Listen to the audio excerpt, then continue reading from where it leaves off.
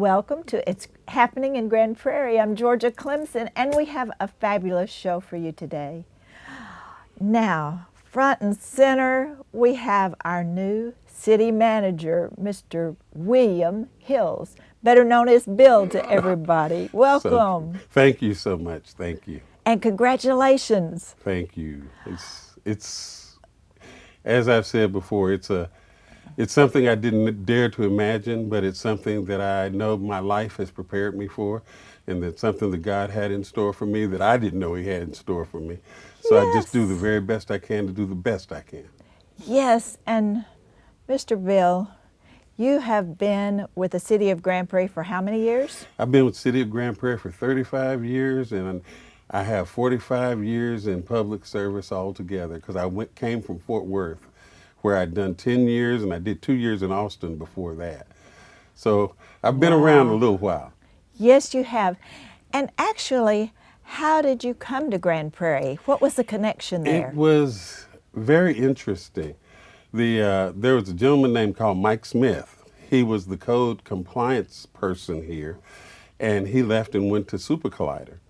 And he said, Bill, we'd love to have you. And Tom Hatfield is who originally hired me, who was the environmental services director. And I've been here ever since. When I left Fort Worth, I came here in 1989 with 66,000 people in Grand Prairie. And now here we are with 220,000 people. And I've progressed from the code enforcement manager all the way to the city manager. Yes, and that is such an exciting story. The different places you have worked and have served and learned to prepare you for this. So you started with code, and then where did you go? I started with code, and after code, I became the housing director. And I remained the housing director for 26 years, but I had code, I had CDBG, I had Section 8 housing.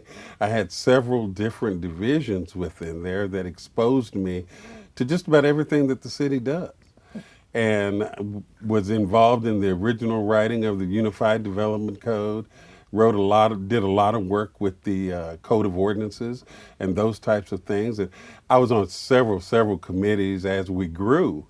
So I was indoctrinated in the Grand Prairie way. Yes, very prepared. And then you stepped into was it assistant city manager then, or were you over? I stepped into as Tom Hart, right year before he retired, asked me to step up and become a deputy city manager. And in stepping into that role, I was exposed to planning, oh goodness, streets, transportation, housing. I had 8 different departments: environmental, the landfill. I mean, I did a little bit of it all. Yes. And I enjoyed every minute of it. I've enjoyed it so much. So you're well prepared, and you've made lots of good friends along the way. As I know in housing, that was probably hard to leave that because that was like a family, wasn't it? That was a family, and housing, the housing department is probably an illustration of what I believe management should be. As long as you are leading a group of folks who are willing to do what is necessary. It isn't necessary to be an onerous leader, but to be a good leader, you have to have expectations. And I expect folks to do what their particular assignment is to do, and I do enforce that. But at the same time, you don't have to enforce it with a stick. You can enforce it with a peppermint stick or a little bit of candy. There you go. I love that. And you left housing in good hands, didn't you? Yes, I did. Esther Coleman is still doing a great job over there. And I'm just really proud of her because she was ready for a long time before I left, but I was still there. But now she's just doing a great job and carrying on with the same traditions and the same atmosphere and culture that we were able to instill over the course of the 25 years I was there. Yes, and now that you're in the main office at City Hall, you have a couple of assistants that are fabulous too, don't you? Oh yes, Cheryl and Megan are super. We just reorganized to where Cheryl and Megan are our deputies, and we'll be hiring a new city attorney. But also, we've promoted Lisa and Walter to managing directors. And what that is very similar to an assistant city manager, but they are more hands-on, boots on the ground than an assistant city manager would be. So they can keep up with what is going on, and each of them are responsible for 4 departments apiece. Now, I know they're fabulous. I love working with them as well. And you do have some wonderful ladies in the office, in the city manager's office, working there too. They're really special, and we're learning how to have fun every day.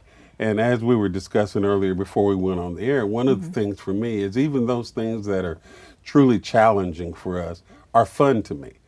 And the reason they're fun to me is because when you are successful in solving a problem, you have done what you're supposed to do.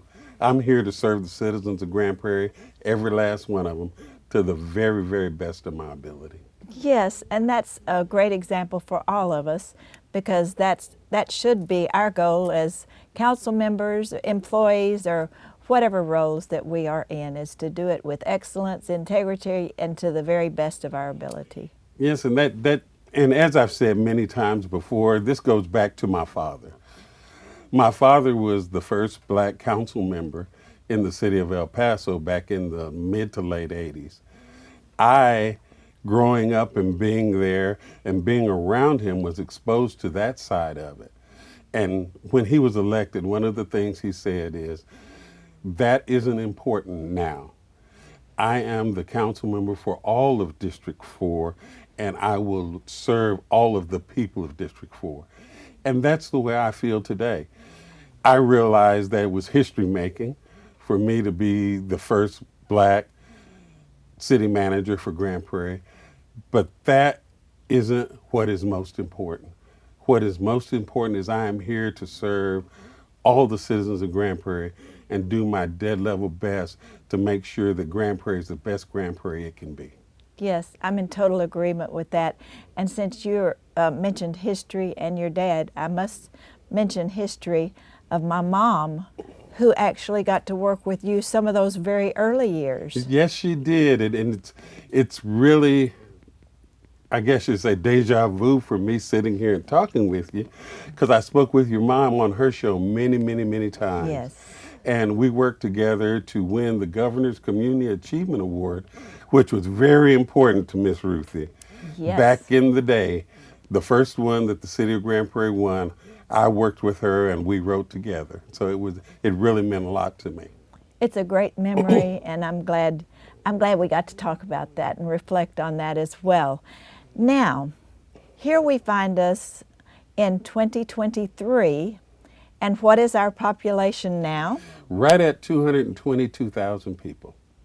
And that is quite a challenge. Even though we have fun and we're going to enjoy it, there are lots of challenges that come every day through your office and through my email and yours, right. All the council. No day is the same, but that's what makes being in public service so unique. I interact with anywhere from 20 to 100 people in the course of a day, positively, negatively, in many different areas. But we're looking toward the future. We have a lot going on down south. We're going to have even more going on up north. Yes. As things progress, we're seeing that Grand Prairie is becoming the eye of the Metroplex. Yes. Everybody wants to come here.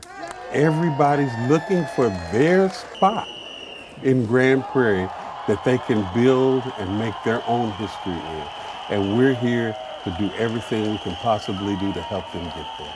Yes, and one of my new favorite sayings is, who wouldn't want to come to Grand Prairie, Texas at this point? They would have to be crazy not to. And I feel like, as an ambassador for this city, I've been an ambassador for this city for all the time I've been here. But now it's more incumbent upon me to make people see that the diamond that was a diamond in the rough, we're starting to Yes. polish those edges and really shine. Absolutely. I always like to remind people, like you and my mother were cheerleaders for Grand Prairie before Grand Prairie was cool. That's right. That's right. And it's always been cool to me, but the key is everybody else is starting to learn that it's cool. That's right. And that's the fact that you all had vision, the vision to see what it could become once we got our access in with 161, the frontage roads. That's been a game changer, hasn't it? Oh, it has. The frontage road on 20, the frontage roads on 30, and all of the development that has gone along on 161, it's just unbelievable. When I came here, 161 was West Freeway Boulevard. Yes. And I'm sure you remember that, but it was a 2-lane road. And now look at it. Yes. We have come so far in truly what is a short time as a city. In just 35 years, we've come so far. And I'm just honored to be given the opportunity to lead this city on into the future. Yes, and Mr. Bill, it's been a pleasure to have you on today, and it's been, I think it's a great honor for us as well as you that you hold that title, and we're so very proud of you and thankful. Now, before we sign off, I want you to talk about your family. You got to bring them to our last council meeting, and that was so special. Well, it is truly special, and I have a blended family because I'm married late. I was single for about 26 years, and I'm a great-grandfather, grandfather of 5, and the father of 3, 4 daughters now. And so it's just blossomed, and it's just really been special. And me and my wife, we truly enjoy our family, and family is what means a lot to me. And I think that is reflected in how I manage and lead people. Yes. Is I look to people to build that love and that trust in all of us that resembles that of a family. Especially because we spend so many hours a day together, we need to have that special bond that will keep us moving forward and keep us working to make Grand Prairie the best it can be. Yes, and we're thankful that we have supportive families that are supportive of us, because this does take a lot of time, energy, and effort. It really does, but It's worth it's a labor of love. Yes. For me, and it has been, and it will continue to be. That is excellent. Thank you so much for carving out some time for us today, because our viewers want to know you more, and I hope that this will help them to know that the right man is in the right place and that you're doing a great job. Thank you so much. Thank you, sir. God bless you and keep you, and hope to see you again soon. You will. Yes, always. Thank you so much for joining us, Bill. And we'll be right back. Grand Prairie is changing the schedule for garbage and recycling pickups.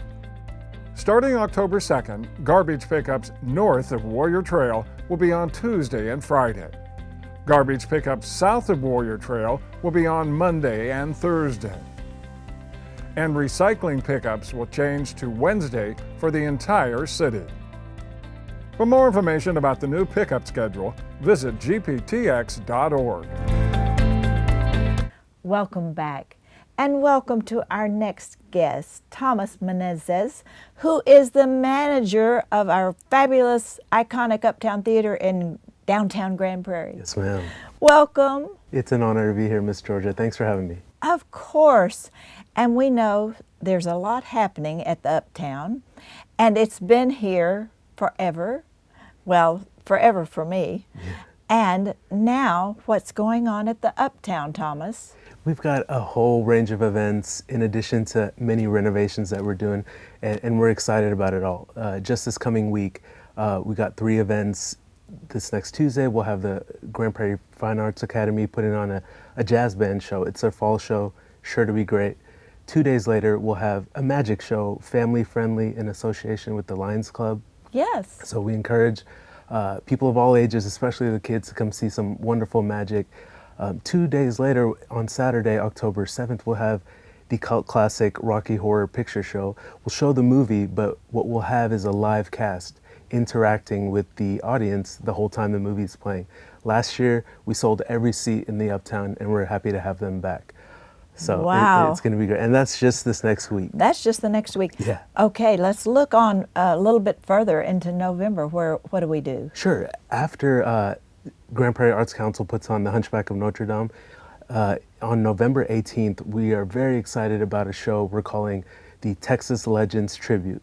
It's going to be a tribute to Stevie Ray Vaughan and ZZ Top. So we'll have two bands that do just a wonderful tribute with all the talent in the world. And I know fans of those two acts will love to come see it.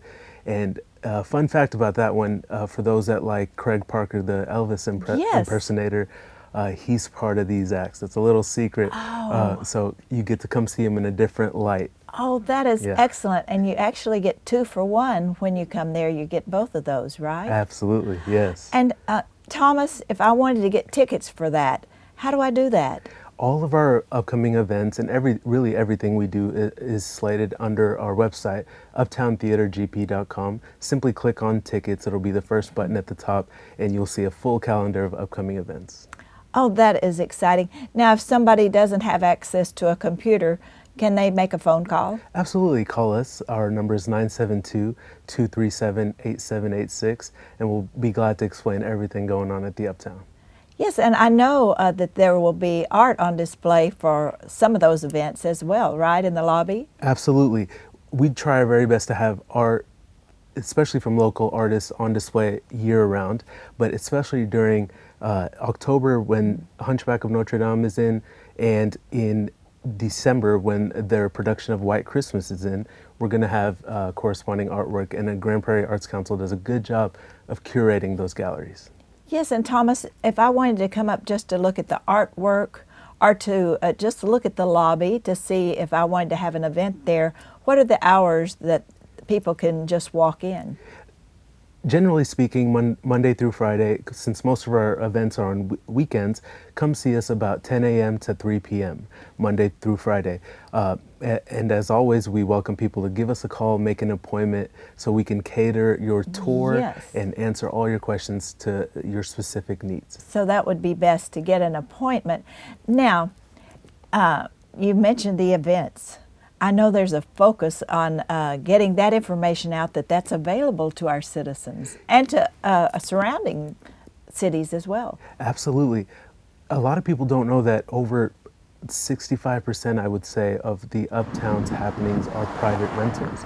If you need a grand stage, a big lobby, a gallery with the art space, and even a small studio theater, we can serve your event. We've done everything from weddings, stage plays, private receptions, even corporate meetings that happen during the day, because we have a great space.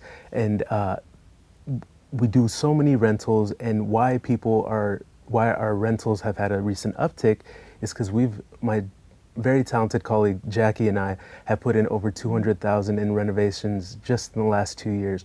We're talking new gallery floor, new carpet, new paint job, and when you come into the Uptown, you'll see 2 new chandeliers, really beautiful. We're really proud of those. Yes, so it is a gorgeous place for an event. Birthdays or reunions. Yes, ma'am. All of that. All of that. Yes, and if somebody wants to book that, they just go to what? They can go to our website, uptowntheatergp.com. They can give us a call. We'll walk them through all the steps and coordinate for them. On our website, we actually have a really quick consultation form. You answer a few questions. It goes straight to our coordinator, Jackie, and we take care of them from start to finish with a very easy process for their event. Yes, and what a fun place to work at the Uptown Theater. Are you loving that? I love it. I love it. It aligns with all my passions professionally and personally, so it makes it seem like it's not work.